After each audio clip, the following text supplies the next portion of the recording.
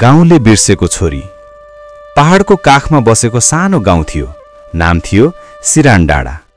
नक्सामा हेर्दा एउटा सानो बिन्दु जस्तो देखिने त्यो गाउँ गाउँलेहरूको मनमा भने संसारकै केन्द्र थियो।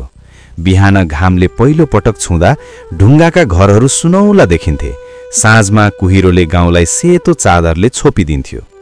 यही गाउँमा परम्परा बलियो थियो, विश्वास गहिरो थियो र एउटा सोच छोरो बिना घर अधुरो हुन्छ ढुङ्गा जस्तै कडा थियो।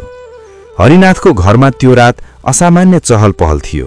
आँगनमा दियो बलिरहेको थियो। छिमेकीहरू बिस्तारै जम्माउँदै थिए। सुडेनी भित्र बाहिर दौडिरहेकी थिइन्।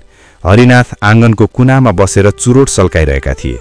तर धुवाँभन्दा बाक्लो थियो उनको मनको चिन्ता। 7 वर्षदेखि उनीहरू छोरोको आशामा थिए। गाउँलेहरूले बारम्बार सम्झाउँथे, अब त छोरो चाहिन्छ हरिनाथ, नत्र वंश कसरी चल्छ। भित्र कोठामा मैना कुमारी पीडामा कराइरहेकी थिइन्। उनको कराई केवल शारीरिक पीडाको थिएन, त्यो समाजको अपेक्षाको बोझ पनि थियो। उनले आँखामा आँसु बोकेर मन